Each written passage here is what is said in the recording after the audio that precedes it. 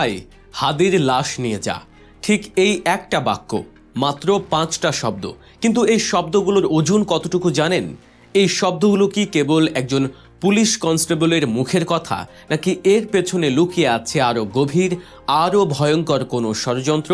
24-এর গণ অভ্যুত্থানে রক্ত এখনও শুকায়নি, অথচ রাজপথে আবারও সেই চেনা দৃশ্য, আবারও টিয়ারশেল, আবারও গুলি, আবারও রক্ত। তবে কি সব বৃথা গেল? শেখ হাসিনা পালিয়েছেন ঠিকই, কিন্তু তার রেখে যাওয়া কিলার মেশিনটা কি এখনও বহাল তবিয়তে আমাদের বুকের উপর বন্দুক তাক করে আছে? ঢাকার ইন্টারকন্টিনেন্টাল মোড় স্থানটি খুবই গুরুত্বপূর্ণ, কারণ এর ঠিক পাশেই যমুনা, যেখানে থাকেন প্রধান উপদেষ্টা ডক্টর মোহাম্মদ ইউনূস। ঠিক তার বাসভবনের সামনে ইনকিলাব মঞ্চের নেতাদের উপর পুলিশের এই বর্বরোচিত হামলা আসলে কিসের ইঙ্গিত দিচ্ছে? পুলিশ কি নিজের ইচ্ছায় গুলি চালিয়েছে, নাকি এর পেছনে কলকাঠি নাড়ছে প্রশাসনের ভেতরে ঘাপটি মেরে থাকা কোনো দোসর? ইনকিলাব মঞ্চের সদস্য সচিব আবদুল্লাহ আল জাবের কেন গুলিবিদ্ধ হলেন? কেন শহীদ ওসমান হাদির বিচারের দাবিতে দাঁড়ানো ভাইদের পিঠে আবার লাঠির আঘাত? আজ আমরা সেই লোমহর্ষ ঘটনার পেছনের আসল সত্যটা বের করার চেষ্টা করব। ঘটনাটি ঘটে গত শুক্রবার বিকেলে রাজধানীর শাহবাগের অদূরে ইন্টারকন্টিনেন্টাল মোড়।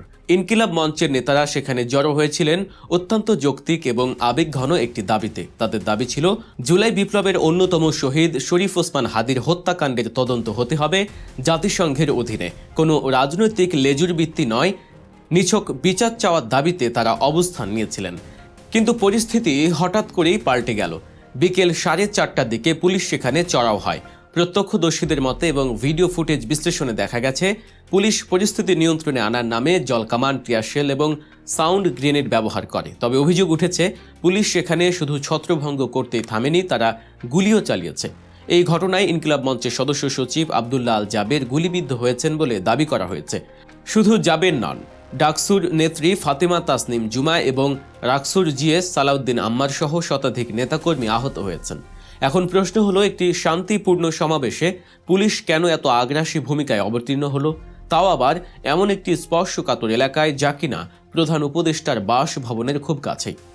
ভিডিও ফুটেজগুলো গভীরভাবে পর্যবেক্ষণ করলে একটি বিষয় স্পষ্ট হয়, পুলিশের বডি ল্যাঙ্গুয়েজ এবং তাদের ভাষা। ভাইরাল হওয়া একটি ভিডিও ক্লিপে শোনা যায় এক পুলিশ সদস্যের চিৎকার। ইনকিলাব মঞ্চের কর্মীরা যখন স্লোগান দিচ্ছিলেন বা পুলিশের দিকে এগিয়ে যাওয়ার চেষ্টা করছিলেন, তখন পুলিশের ব্যারিকেডের ওপাশ থেকে এক সদস্য বলে ওঠেন, আয় হাদির লাশ নিয়ে যা। এই কথাটি সাধারণ কোনো গালি বা ধমক নয়, এটি একটি সাইকোলজিক্যাল ওয়ারফেয়ার বা মনস্তাত্ত্বিক আঘাত। শহীদ ওসমান হাদি, যিনি 24-এর গণ অভ্যুত্থানের একজন নায়ক, যা রক্তের উপর দাঁড়িয়ে আজকের এই অন্তর্বর্তীকালীন সরকার তার লাশ নিয়ে এমন তুচ্ছ তাচ্ছিল্য করার সাহস একজন পুলিশ সদস্য পেলেন কোথায়? বিশ্লেষকরা বলছেন, এটি আসলে পুলিশের জিভের স্লিপ বা মুখের ফসকে বের হওয়া কোনো কথা নয়, এটি তাদের মগজে গেঁথে থাকা পুরনো ফ্যাসিবাদের বহিঃপ্রকাশ। 5 আগস্টের পর আমরা ভেবেছিলাম পুলিশের রিফর্ম হবে, তাদের মানসিকতার পরিবর্তন হবে, কিন্তু এই ঘটনা চোখে আঙুল দিয়ে দেখিয়ে দিল, ইউনিফর্ম বদলালেও ভেতরের মানুষগুলো বদলায়নি। তারা এখনও আন্দোলনকারীদের শত্রু মনে করে। তারা যখন জাবেরকে গুলি বা আম্মারকে পেটায়, তখন তারা কোনো অপরাধীকে পেটায় না, তারা পেটায় জুলাই বিপ্লবের স্পিরিটকে। এখন আসি একটু ভিন্ন প্রসঙ্গে। এই ঘটনার পেছনে কি কোনো বড় ষড়যন্ত্র কাজ করছে? ইনকিলাব মঞ্চের নেতারা এবং অনেক রাজনৈতিক বিশ্লেষক মনে করছেন, সরকার বা প্রশাসনের একটি অংশ ইচ্ছাকৃতভাবে এই পরিস্থিতি তৈরি করছে। ভিডিও তথ্য অনুযায়ী অনেকেই প্রশ্ন তুলছেন, ইউনূস সরকার কেন এত কঠোর? আন্দোলনটি তো ছিল যৌক্তিক, শহীদ হাদির হত্যার বিচার চাওয়াটা তো কোনো অপরাধ নয়। তাহলে কি প্রশাসনের ভেতরে এমন কেউ আছে যারা চায় না দেশে স্থিতিশীলতা আসুক, যারা চায় না নির্বাচন বা সংস্কার সুষ্ঠুভাবে হোক? একটি থিওরি বলছে, প্রশাসনের ভেতরে ঘাপটি মেরে থাকা ফ্যাসিবাদের দোষরা চাচ্ছে ছাত্র জনতার সাথে সরকারের একটি দূরত্ব তৈরি করতে। তারা ইচ্ছাকৃতভাবে এমন সব উস্কানিমূলক কাজ করছে যাতে দেশে আবার অরাজকতা সৃষ্টি হয়। এই যে পুলিশ সদস্যটি হাদির লাশ নিয়ে কটূক্তি করলেন, তিনি খুব ভালো করেই জানেন এই কথাটি ভাইরাল হলে ছাত্রদের রক্ত গরম হয়ে যাবে, তারা রাস্তায় নামবে, ভাঙচুর হবে, আর সেই সুযোগে ঘোলা পানিতে মাছ শিকার করবে তৃতীয় কোনো পক্ষ। সবচেয়ে বড় শকিং বিষয়টি হলো লোকেশন। যমুনা ভবন, যেখানে বসে ডক্টর মোহাম্মদ ইউনূস দেশ পরিচালনা করছেন, ঠিক তার নাকের ডগাতেই বিপ্লবীদের রক্ত ঝরছে। ইনকিলাব মঞ্চ সেখানে ভাঙচুর করতে যায়নি, তারা গিয়েছিলেন বিচার চাইতে, অথচ তাদের কপালে জুটল টিয়ারশেল আর গুলি। এটি কি প্রধান উপদেষ্টার ইমেজে কালিমা লেপন করার ষড়যন্ত্র নয়? পুলিশ যখন জাবের বা জুমাদের উপর হামলা করে তখন পরোক্ষভাবে তারা বার্তা দেয় যে এই সরকারের আমলেও তোমরা নিরাপদ নও। এটি অত্যন্ত ক্যালকুলেটেড প্রভোকেশন বা পরিকল্পিত উস্কানি। হাসপাতালের দৃশ্যগুলো আরও হৃদয় বিদারক। ঢাকা মেডিকেল কলেজ হাসপাতালে আহতদের ভিড়। পুলিশ ফাঁড়ির ইনচার্জ দাবি করেছেন কেউ গুলিবিদ্ধ হননি, অথচ জাবেরের শরীর থেকে রক্ত ঝরছে, তিনি যন্ত্রণায় কাতরাচ্ছেন। ফেসবুকে আজহার নামের এক অ্যাক্টিভিস্ট লিখেছেন, জাবের ভাইয়ের শরীর বিদ্ধ করা বুলেট আসলে প্রতিটি মুক্তিকামী মানুষের বুকে এসে লেগেছে। এই ঘটনা প্রমাণ করে আমরা সিস্টেম বদলানোর কথা বলছিলাম ঠিকই, কিন্তু আমরা আসলে শুধু ড্রাইভার বদলেছি। গাড়ির ইঞ্জিন আর পার্টস সেই পুরনোই রয়ে গেছে। 5 আগস্টের পর যাদের হাত রক্তে রঞ্জিত ছিল তাদের বিচার বা সংস্কার না করে স্বপদে বহাল রাখার খেসারত আজ দিতে হচ্ছে। যারা জুলাইয়ে ছাত্রদের জঙ্গি বলেছিল তারাই আজ নতুন সরকারের আজ্ঞাবহ সেজে স্যালুট দিচ্ছে, কিন্তু সুযোগ পেলেই পুরনো রূপে ফিরেও আসছে। পুলিশের ওই নির্দিষ্ট সদস্যকে কি চিহ্নিত করা খুব কঠিন?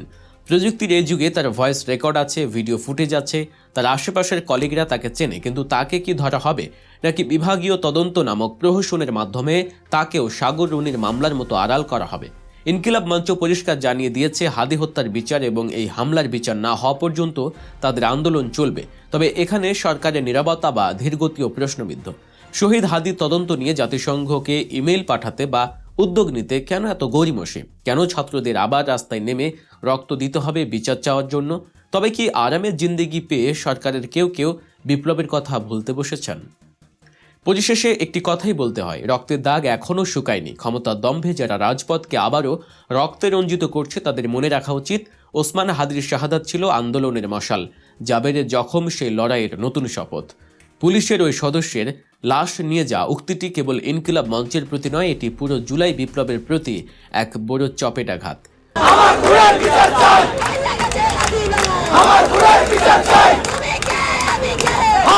সরকার যদি এখনই ওই পুলিশ সদস্যদের লাগাম টেনে না ধরে, যদি এখনই প্রশাসনের ভেতর থেকে আগাছা পরিষ্কার না করে, তবে সামনে আরও বড় বিপদ অপেক্ষা করছে।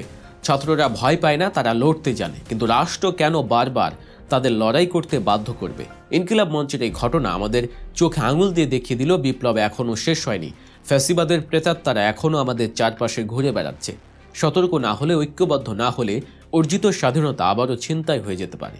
দর্শক, আপনার কি মনে হয়, শহীদ হাদির বিচারের দাবিতে আন্দোলনরতদের উপর পুলিশের এই হামলা কি অতি উৎসাহী পুলিশদের কাজ, নাকি এর পেছনে সরকারের কোনো অংশের ইন্ধন আছে? আর লাশ নিয়ে যা বলা সেই পুলিশ সদস্যের কি শাস্তি হওয়া উচিত? আপনার মূল্যবান মতামত কমেন্ট বক্সে জানিয়ে দিন। ভিডিওটি ভালো লাগলে ভিডিওটিতে লাইক দিন এবং বন্ধুদের সাথে শেয়ার করুন, যেন সবাই সত্যটা জানতে পারে। যাওয়ার আগে গল্প নিউজ সাবস্ক্রাইব করতে ভুলবেন না। দেখা হচ্ছে পরের ভিডিওতে। আল্লাহ হাফেজ।